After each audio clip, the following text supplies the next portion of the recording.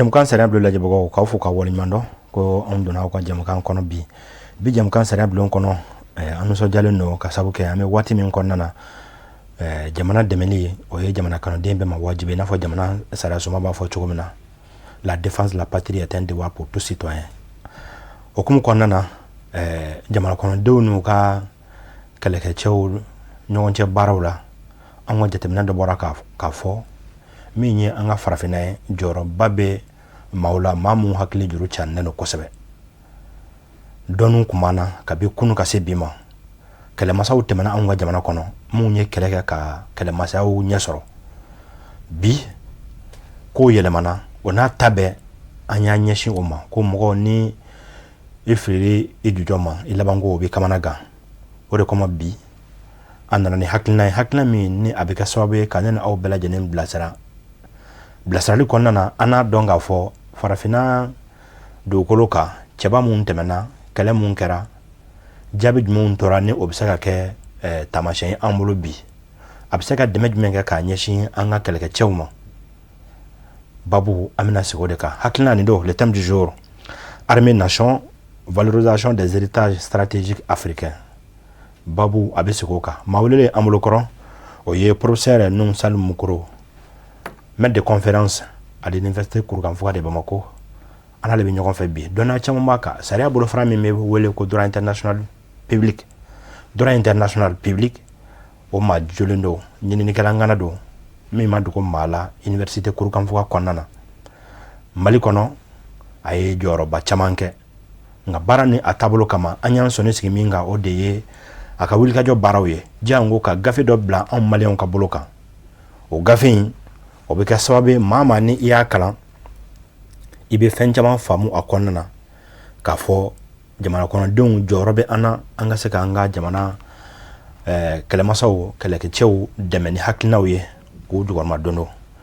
babu a sigilen ninnu ka bi ni ala sɔnna an bɛ bɔ an ka jabaraninw ɲɛfɛ bi kuma o kuma an na caman faamu a la anw ka tarikuw la an ka tiɲɛtaw la min ye tiɲɛta ye kɛlɛkɛmasacɛw an ka jamana kɔnɔna na an na caman faamu na sɔɔni an bɛ don babu kɔnɔ an ka maa welele walasa ne ni aw an ka caman faamu nin ko in na inshallah.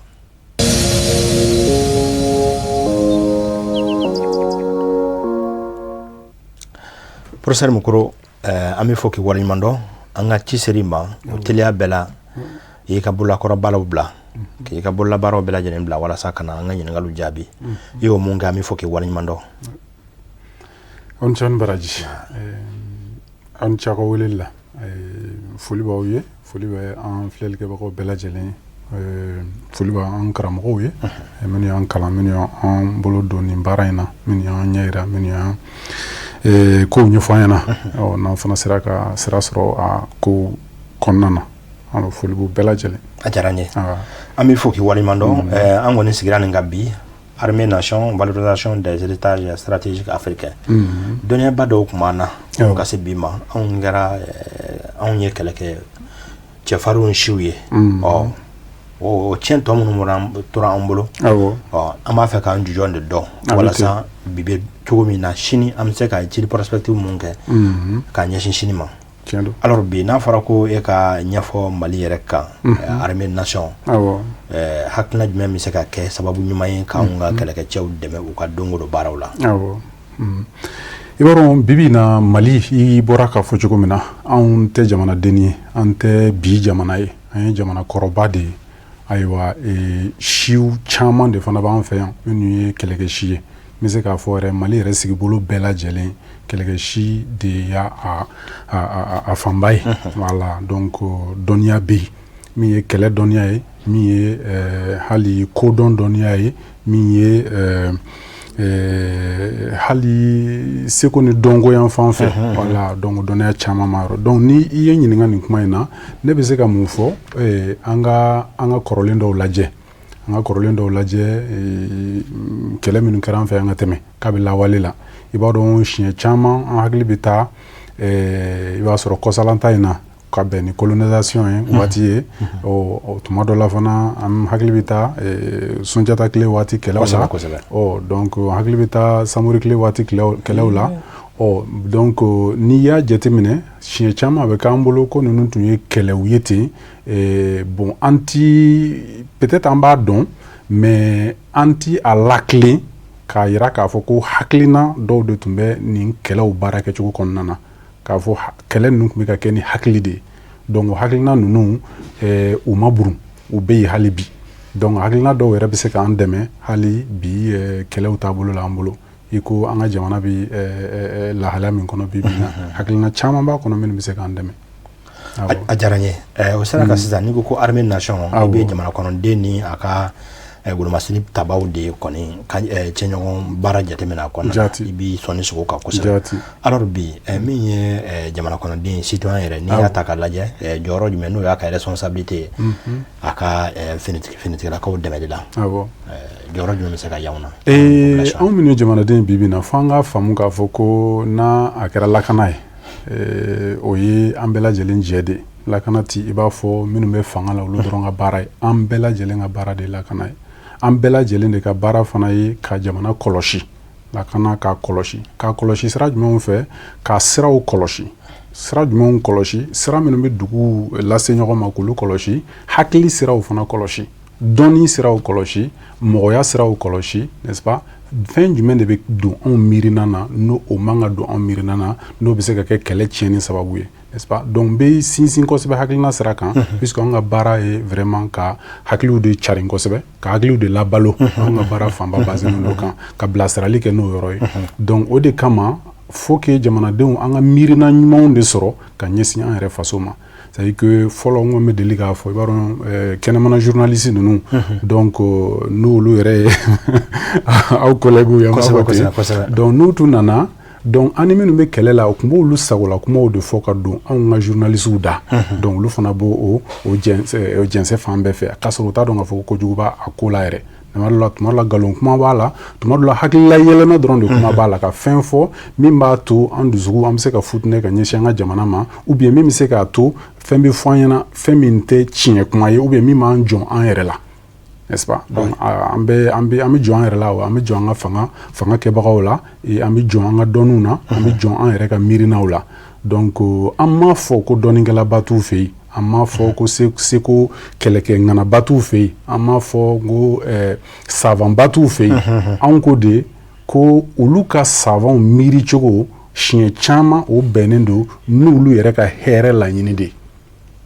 donc anw fana fɛ yan nɔ mɔgɔkɔrɔ minnu tɛmɛna n'anw ka savanw anw fana ka ɲiniko kan ka bɛn anw fana ka jamana ka hɛrɛ laɲinili de a bɛ se ka kɛ olu bɛ fɛnw fɔ ka walew kɛ minnu bɛ se anw ka hɛrɛ bɛ se ka sɔrɔ minnu kɔnɔ mais olu t'a dabɔkun fɔlɔfɔlɔ tɛ anw ka hɛrɛ laɲini ye fo an k'o de faamu tuma bɛɛ donc n'an bɛ tubabu gafew kalan n'an bɛ dɔnniya ɲini na fo an ka faamu k'a fɔ olu kɔni ka dɔnniya tun ma ɲini anw sago kɛli kama ou bien an ka hɛrɛ laɲini kama donc o kɔrɔ tɛ ko an ka hɛrɛ tɛ se ka sɔrɔ a kɔnɔ donc sisan taalen ɲɛ faut que anw de fana ka ɲinili kɛ ka an ka dɔnni de lasago ka ɲɛ min bɛ se ka kɛrɛnkɛrɛn ka hɛrɛ ɲini ka lase anw ma donc i ye gafe min ko kuma fɔ donc n'an y'a fɔ histoire militaire donc o b'o o kɔnɔna na n'est-ce pas donc an ka kɛlɛw kɛcogo anw miiri cogo donc an ka jamana lasago cogo donc i b'a dɔn cɛncɛn jamana kɔni ani neige jamana olu lasago cogo tɛ se ka kɛ kelen dɛ o kɔni donc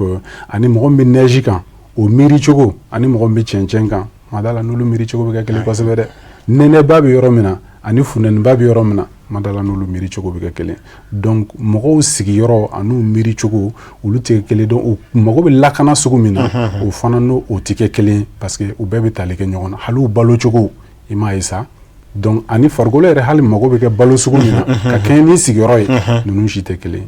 donc o de kama fɔ an ka to ka lajɛli kɛ ni hakili ye an ka to ka ɲinili kɛ ni hakili ye ka fɛnw lasago minnu bɛ bɛn anw yɛrɛ ka hɛrɛ ɲinini ma nin diyara n ye professeur an ye faamuyali caman sɔrɔ nin kɔnɔna na mais nin kun ye jamanaden ye n'o ye anw population ye tout à fait mais ni an ye inverse kɛ sisan nɔ min ye an ka kɛlɛkɛcɛw ye n'i ye an ka sɔrɔsikɛ ta k'a lajɛ tenni kɔfɛ ni tenni ye ni pour i ka sɔrɔsikɛ dɔ i n'a fɔ an fana karamɔgɔ b'a fɔ cogo min na Seydi Cherif Ousmane Madani Haidara c'est ça ko n'i y'a mɛn ko n ye kɛlɛkɛcɛ n ye cɛfarin ko fini ko don sinon n'i y'a bɔ an bɛɛ ka fini kelen don e dɔnbaga t'i dɔn ni dɔnbaga t'i dɔn a bɛ gɛlɛya voilà donc fini kɔfɛ c'est à dire sɔrɔsikɛ fini in b'a la mais fini in kɔfɛ e bɛ se ka lecture yɛrɛ jumɛn kɛ u ka cɛsiri ka u ka wulikajɔ ka bi vraiment tileliya yɛrɛ kan an ka jamana kisili la. I b'a dɔn an bɛɛ n bɔra k'a fɔ sisan ko an bɛɛ normalement an bɛɛ kan ka jamana lakana o sira fɛ n bɛ se k'a fɔ an bɛɛ ye sɔrɔsiw ye n bɛɛ ye sɔrɔsiw la mais mɔgɔ dɔw de kɛrɛnkɛrɛnyalen don ka woloma ka bɔ anw cɛ la n'est-ce pas ka fini don olu kan na n'olu bɛ wele ko sɔrɔsiw donc tɔw ye civiliw ye sisan donc bɛɛ dama ka kan o n'a ta bɛ jamana protéger la jamana défense la jamana défense tali la bɛɛ dama ka kan o la n'est-ce pas mais n'an ye finitigilaka ninnu ta donc ni fini donni kana ka ban wajibiya dɔw de comment on appelle ça obligation dɔw de bɛ yen i wajibalen ka tɛmɛ sira dɔw de fɛ i wajibalen don ka sɔn degun dɔw de ma donc civiliw tɛ degun minnu kɔnɔna na i m'a yɔrɔ ya donc hali n'a y'a sɔrɔ tenue cɛ ka ɲi tenue fana a lajɛ cogo ka ɲi maa caman fɛ n'u bɛ nege a kama o dɔrɔn de kama mais tenue in kɔfɛ donc i b'a sɔrɔ sunɔgɔba t'ale i ko an tɔw bɛ sunɔgɔ cogo min na i b'a sɔrɔ n'a welela waati o waati a kan ka se ka wuli ka jɔ ka taa jamana kumabɔ o waati b'a sɔrɔ peut-être e ni ne bɛ sunɔgɔ la lafiya la ou bien o kɔni wajibi t'an kan ka se o sira ma donc finitigilakaw u jɔyɔrɔ ka bon kosɛbɛ olu de jɔlen don waati bɛɛ tuma bɛɛ cogo bɛɛ la ka jamana lakana tenue in kun y'o de ye donc parilan dɔrɔn tɛ a bɛ kɛ dɔw kɔnɔ ko parilan dɔrɔn tɛ donc o de kama u ni bonya ka kan an kan ka u bonya an kan k'u cɛsiri an kan ka to ka u défend waati bɛɛ ne m'a fɔ cogo si n ko finitigilakaw n ko tuma dɔ la fili tɛ se ka ye u taabolo kɔnɔna na n'o n'a ta bɛɛ a m'a kɛ fili min ye anw ka finitigilakaw de don anw ka finitigilakaw ka fili de don anw balima finitigilakaw ka fili de don anw ta don hali bi donc fili in ye anw ta ye an ka jɛ ka fili in fana corriger ɲɔgɔn fɛ ne ka kuma bɔ o yɔrɔ de la waati bɛɛ donc an kɔrɔw don an dɔgɔw don an baw don an faw don an teriw don an jɛɲɔgɔnw don donc finitigilakaw tɛ dɔwɛrɛ ye e ni ne mɔgɔ fila talen kɔ ka bɔ civiliw cɛla ka fini don i kana ka wajibiya dɔw da i kan ani ka tɔnɔ dɔw fana da a kan mais e kɔni ka finitigiya hukumu kɔnɔna na olu ka sɛgɛn n'olu jɔyɔrɔ ka bon kosɛbɛ lakana na donc an kan k'u dɛmɛ. A diyara n ye o cogo kelen na ni an ye nin tariku in ta k'a lajɛ sisan i yɛrɛ ka sɛbɛnni ye nin ye min bɛ an bolo kɔrɔ a bɛ ten sɛbɛnni vraiment ne y'a kalan i t'a fɛ ka a dakun dɔ bila ɲininkali 60 n'a jaabi a bɛ ten tarikuw la ka daminɛ samurukɛlaw la ka na an t'a dɔn i b'a fɔ ko i bɛ k'a lakale cogo min na a bɛ c'est à dire que farifoni dɔ di yɛrɛ ma f'a bɛ k'i hakili la k'i yɛrɛ kuma kɛnɛ kan alors o cogo kelen na finitigilaka i y'a jɔyɔrɔ fɔ i y'a nafa fɔ an ka jamana kan alors mais bi ni an ye finitigilakaw ka fɛn ta k'a lajɛ baara n'a fɔra ko bilasirali ka kɛ c'est à dire que n'a fɔ n y'a fɔ cogo min na ni filila i jujɔ ma laban ko o bɛ sɔn k'i kamana gan alors ni anw y'an sinsinni ninnu ye bi an bɛ ka nin faamuya cogo min na parce que ni finitigilakaw fana bɛɛ ye nin faamu k'a fɔ an ye cɛfarinsiw ye an mɔkɛ ma boli an balimaw ma boli kɛlɛ ye a bɛ nin cogo in na est ce que an to an bɛ yɔrɔ min na sisan est ce que an yɛrɛ tɛ ka nin dɔ ye an ka finitigilakaw yɛrɛ ka détermination n'u ka cɛsiri a bɛ ka ye a bɛ ka ye a bɛ ka ye a bɛ ka ye sira caman fɛ a bɛ ka ye yɛrɛ k'a fɔ anw fari tɔ bɛ ka foni ka taa fɛ a bɛ ka ye k'a fɔ anw fa jamana in ye anw de ta ye a bɛ k'a fɔ maa si ta tɛ a bɛ ka ye fana k'a fɔ ko tubabuw tɛ se ka nin yɔrɔ in lakana anw ye a bɛ ka ye k'a fɔ anw de kan ka an fa jamana lakana anw de kan ka an ka siniɲɛsigi labɛn i b'o ye kumacogow fɛ bi i b'o ye hali an ka finitigilakaw ka lajɛli cogo fɛ bi i b'o ye confiance min nan'u la bi maa si tɛ se k'a fɔ ko kɛlɛ tɛ maa sɛgɛn a b'u sɛgɛn n'i y'a san 10 ni joli ye an bɛ kɛlɛ in na u bɛ sɛgɛn u bɛ wɔsi wala u timinamigoya tuma dɔ la a ko da fɛ mais anw de kan k'u jukɔrɔma tundun hali bi donc awɔ a yelen d'u la k'a fɔ yelen nana yelen kuraw bɛ ka na faamuyali kuraw bɛ ka na awa sebaaya kuraw bɛ ka na ka da o kan hali n'a y'a sɔrɔ an ye minɛn caman fana sɔrɔ kɔsa in na ka da o bɛɛ lajɛlen kan donc ne bolo a bɛ ka na ni yɛlɛma dɔ ye hakiliw yɔrɔ hali jamanadenw yɛrɛ ka jamana faamu cogo n'est-ce pas k'a dɔn k'a fɔ anw ye jɔnw ye anw bɔra yɔrɔ jumɛn n'est-ce pas donc Mali furadama kɛra sigiyɔrɔ caman ye siya caman b'a kɔnɔ ani dɔnko ni seko caman bɛ o siya ninnu caman bolo donc anw yɛrɛ de ka ressource hakɛ t'a la yɛrɛ fo an k'o yɔrɔ faamu hali bi ka tintin o kan ka sinsin a kan hali bi mais ne hakili la sira dayɛlɛlen don donc caman b'a baara la komi an kɔni ta ye baro ye bi donc an bɛ yelen kan mɛ an bɛ kɛnɛ kan bi nin waati in na mais mɔgɔ caman foli bɛ lase u bɛɛ lajɛlen ma minnu ta bɛ kɛnɛ kan minnu ta bɛ dogo la minnu ta fana ye ɲɛbila ko ye ka foli lase u bɛɛ lajɛlen ma nin baara ninnu kɛli la jamana bɛ se ka ɲɛtaa sɔrɔ cogo min na hali bi. A diyara n ye mais bi ni an ko k'an ka tariku dɔ ta anw yɛrɛ ka jamana kɛlɛ cogo la an ka jamana kɛlɛmasaw yɛrɛ la ka na se bi ma an ka armée yɛrɛ bɛ sira min kan alors e bɛ se ka fɛn jumɛn fɔ bi o tariku la min bɛ se ka kɛ waso ye ko ye anw yɛrɛ bolo bi an bɛ se k'an sigi n'a ye ka waso min fana i b'a kɛ ka sɔrɔ i fari fununen parce que waso dɔw i b'a kɛ mɔgɔw ɲɛna mɛ i yɛrɛ dusukun na i fari fununen tɛ alors i bɛ se ka o misali jumɛn di an ma. Hali yɛrɛ komi e de ye ɲininkali kɛbaga ye sinon i b'a caman dɔn i b'a caman dɔn i b'a dɔn par exemple hali colonisation tile la Bazani Tira a y'a seko kɛ dɛ a y'a seko kɛ a ye jamana kunnabɔ a ma se ka sɔn jɔnya in ma pewu donc a tɔgɔ bɛ tariki la hali bi bon an y'olu fɔ n'an ye babɛnba ninnu ta ka cɛba ninnu ta o ma sɔn dɛ dɔw yɛrɛ jɛra ni saya ye ka tɛmɛ k'a fɔ k'olu ka jamana ou bien o bɔkolo ka to bolo la o kɛra ten dɛ ayiwa n'i ye Firun ta Firun o fana ye kɛlɛkɛden cɛfariba ye dɛ an balima kɔrɔnfɛla mɔgɔw Tamasɛku Tuaregu Firun jamanaden sɛbɛ b'a kun don ma se ka sɔn tubabuw ka dankari k'an na cogo si n'est-ce pas donc o dama caman de bɛ ka fɔli kɛ ka dan o yɔrɔ la pour que an kana na baro yɛlɛma ka ɲɛsin o dɔrɔn ma kosɛbɛ exemple caman bɛ yen donc an bɛ se ka tali kɛ ninnu bɛɛ kan ka jamana baara kɛ hali bi jamana lakana baara kɛ. Alors mais bi ni e bɛ se ka bilasiralikan jumɛn na di nouvelle génération ma bi c'est à dire que mun be sisan mun be an duguma dɔgɔninw an denw kana fɔ mun bɛna bɔ an na nin video in bɛ ka kɛ bi ala de b'a dɔn a bɛna san hakɛ mun kɛ réseau kan parce que bɔ télé la ni donna YouTube kɔnɔna na Sherifula TV officiel i bɛ émission sɔrɔ émission dɔw kɛra san 10 mais i b'u sɔrɔ yen nɔ bi nin bɛ kɛ san caman kɔfɛ i b'a sɔrɔ yen nɔ an b'a fɛ nin fana bɔlen kɔfɛ maa dɔw ka na o kuma ninnu ta k'o sigi k'u miiri n'a ye ka baara kɛ n'a ye ka faso dɛmɛ n'a ye e bɛ nouvelle welewelekan jumɛn bila ka ɲɛsin nouvelle génération ma. Ne bɛ se ka min fɔ nouvelle génération ye c'est que anw ka jamana in an bɛ tilen k'a fɔ ko jamanaba don jamana kɔrɔ don n b'a fɛ u k'a dɔn k'a fɔ ko kuma dɔrɔn tɛ tiɲɛ yɛrɛ jaati don a sinsinnen don awa hali yanni ɲinini ka kɛ anw ka jamana kan k'a ka belebelebaya n'a ka sinsinnenya dɔn tubabuw ye caman k'a la tubabuw yɛrɛbakun ye caman ɲinili caman de kɛ ka faamuyali kɛ anw fɛ jamana maraliko la n'est-ce pas Askia ninnu Askia Mohamed n'est-ce pas n'i y'o ta ani Kanku Musa ninnu n'i y'olu ta n'est-ce pas hali ka dan Kanku Musa ka wulili yan ka nin jamaba in ta n'est-ce pas ka nin nafoloba in ta ka sira minɛ n'a ye n'est-ce pas fo kun ni kun u sera ka se ni nafolo in bɛɛ ye cogo di u sera ka se ni jama hakɛ in bɛɛ ye cogo di o bɛ logistique ko kuma de fɔ n'est-ce pas a donni tali ko kuma k'a ta yɔrɔ de la jama wuli yɔrɔ la lase yɔrɔ hali o yɛrɛ n'i k'i b'a lajɛ kɛlɛ hukumu kɔnɔna na kɛlɛ fanba lielen don o ko ninnu kosɛbɛ minɛn donni ka bɔ yan ani jama ka se wala kɛnɛ dɔw kan donc hali o yɛrɛ a bɛ miiri kun bɔ yanni ma kan ka jan dɛ kojugu donc olu y'o sira in tama fo ka taa se avion de bɛ ka nɔgɔ an bolo bi n'o tɛ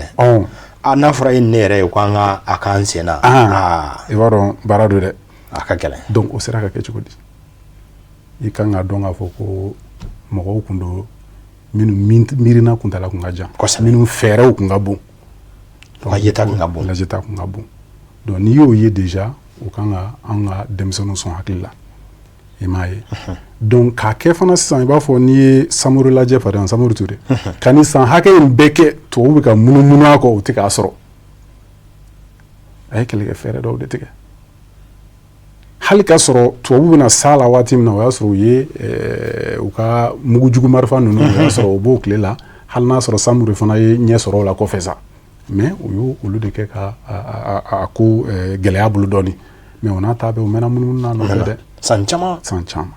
donc ma hakili man kun don ne b'a fɛ ka min fɔ an ka jeunesse ye k'a faranfasiya siga foyi t'a la k'a fɔ ko nin jamana in seko n'a dɔnko ka bon wa siga foyi t'a la k'a fɔ ko maa se man di anw ka nin jamana in na a ka gɛlɛ dɛ fo ni anw sɔnna n'anw sɔnna mɔgɔ min bolo o don sinon anw tɛ se ka mara maa si fɛ n'an ma sɔn o de kama a lajɛla siɲɛ caman MINUSMA ko lajɛ kɛ mɔgɔ caman hakila ko non MINUSMA tɛ se ka bɔ an ka jamana o hakila parce que a bɛ jamana caman wɛrɛ la san joli joli dɛsɛlen don k'a lata hali Congo ta kɛ a ma se ka nɔgɔya o mais Mali ta in o bɛ fɔ tariki la dɛ donc anw yɛrɛ ka jamana in ye tariki la ko de kɛ depuis lawale la diɲɛ yɛrɛ bon ni ko diɲɛ yɛrɛ université an ka université fɔlɔ ye an université yɛrɛ yanni tubabula ka université sɔrɔ o tuma an fɛ yan Tombouctou tubabu tun bɛna kalan kɛ anw de fɛ yan nɔ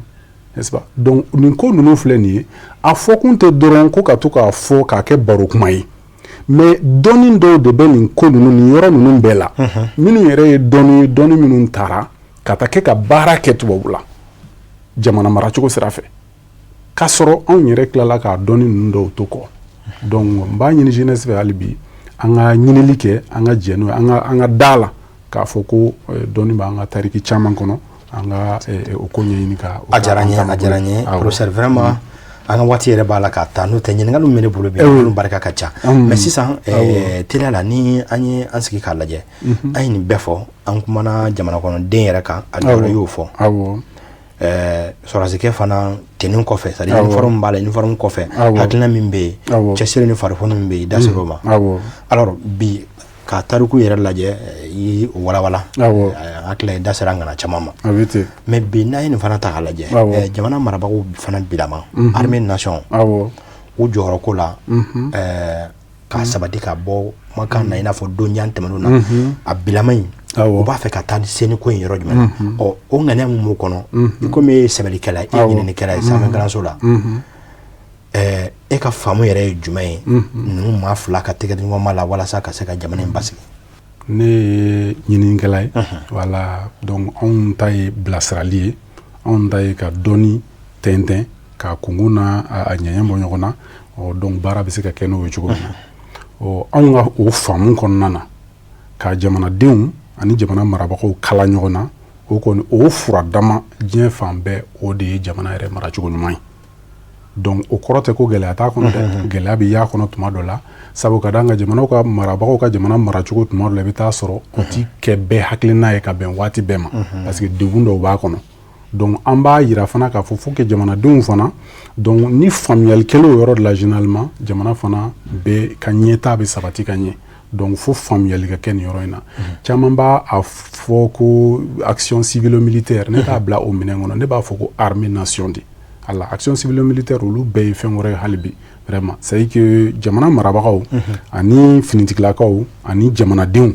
donc vraiment ninnu fila ka sinsin ka kɛrɛnkɛrɛn ka a faamu k'a fɔ ko nin bɛɛ ye jamana jɔbaga dɔ ye wala ka o faamuyali kɛnɛ caman sinsin donc o de ka ɲi n yɛrɛ ɲɛ b'a la quand même o taabolow ka ca sisan kosɛbɛ wala kumaɲɔgɔnyaw bɛ sen n'a kow la donc a kumaɲɔgɔnya kan ka caya a kan ka caya denmisɛnnin kunda a kan ka caya makɔrɔba kunda a kan ka caya université kunda a kan ka caya fan bɛɛ fɛ donc bɛɛ k'a dɔn k'a fɔ ko anw de ye an ka finitigilakaw an ka jamana cɛsiribagaw ye n'est-ce pas n bɛ ka yɔrɔ min fɔ ni gɛlɛya bɛ yen an bɛɛ lajɛlen ka gɛlɛya de don donc fo de k'a faamu donc k'a k'i b'a fɔ ko gɛlɛya tɛ yen ko tɔɔrɔ tɛ yen donc o de fana bɛ to ka kɛ fiɲɛ ye dɔɔnin gɛlɛya bɛ yen tɔɔrɔ bɛ yen mais an bɛɛ jɛ de y'o gɛlɛya n'o tɔɔrɔ ye an bɛ jɛ ka solution ɲini o de la